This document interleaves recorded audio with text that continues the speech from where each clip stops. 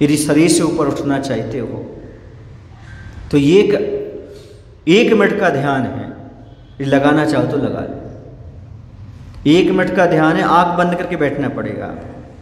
और आपको हम बताते हैं कि ब्रह्मचर्य का पालन कैसे किया जाता है, शरीर से ममत्व भाव कैसे हटाया जाता है। जल्दी बैठो।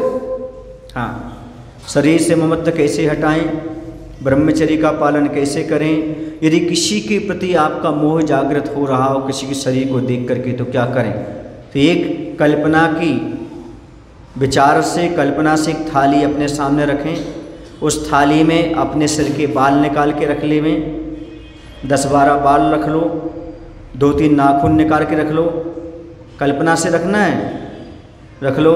जो नाक के में जो मल निकलता है, नाक का मल रख लो, आँख का मल रख लो, कान का मल रख लो, थोड़ा सी हड्डी रख लो, पीप रख लो, मवाद रख लो, खून रख लो, मल रख लो, मूत्र रख लो, रोम रख लो, चमड़ी रख लो।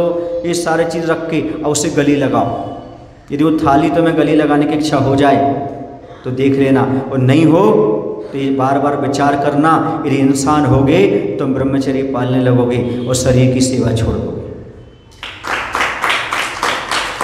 बस इतना ही चिंतन करो कि ये थाली ही हमारा शरीर है, इसके अलावा शरीर में कुछ है ही नहीं। यही हाड़, यही मल मूत्र, यही चर्म, यही तुम्हारी हड्डी, यही तुम्हारी नाखून, इन सब से 9 द्वार बह रहे शरीर में। इन 9 द्वार से क्या मत रखते हो। ये मांस के लौथरे लटक रहे हैं शरीर में, इन मांस के लौथरों को क्या चाहते हो।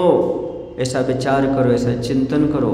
इस शरीर 9 द्वार से मल को निकालने वाला है, ये कारखाना है, मल का पिटारा है। ऐसा चिंतन करोगे तो आपको लगेगा कि वास्तव में इस शरीर से हम जिससे राग रख रहे हैं, शरीर को इतना सजा रहे हैं, शरीर का इतना पाप कर रहे हैं, इतनी दुर्भावना रख रहे हैं, दूसरे के शरीर को देख करके जो हम दुर्भावना पैदा कर रहे हैं, काम बेकार उत्पन्न कर रहे हैं, हमारे नेत्र में जो बेकार आ रहा है वो अपने आप समाप्त होने लगेगा। बस इस शरीर कुछ भी नहीं है। ये जो थाली में रखा है ना, इस पदार्थ को अलग अलग जगह स्थापित कर दो, उसी का नाम शरीर है। मत फिसलो देखकर ऊपर की रंगाई को, चांदी का बर्क चढ़ा है गोबर की मिठाई को।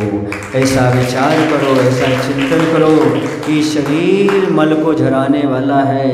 ये शरीर जब देखो जब मल का कारखाना है, ऐसा विचार करो। इससे दुर्गंध निकलती है, दांत कितने खतरनाक दिखते हैं, दांत बाहर निकल जाए तो कोई छूना पसंद नहीं करता है। इस सारी चीज़ें एक बार थाली में रख कर के विचार तो करो।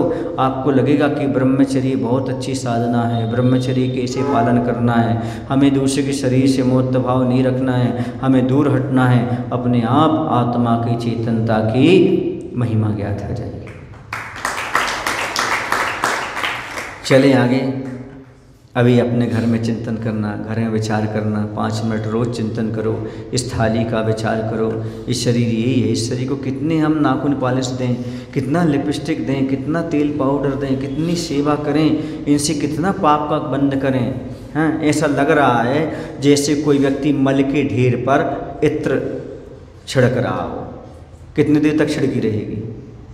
मल के बटा रहा है, मल का कारखाना है शरीर, कब तक तुम इत्र फिर लगाते रहो। ये सब चीज़ें हैं।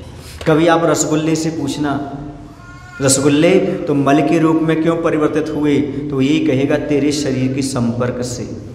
कभी पूछना नगर में नालियाँ क्यों हैं, तो ये बताएगा मनुष्य के शरीर के संपर्क से नालियाँ हैं।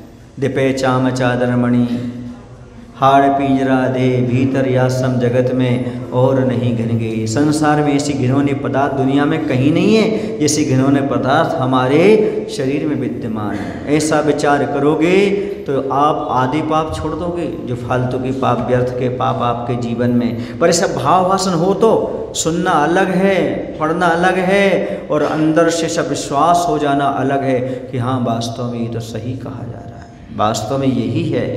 ऐसा एक श्रद्धा होना अलग है।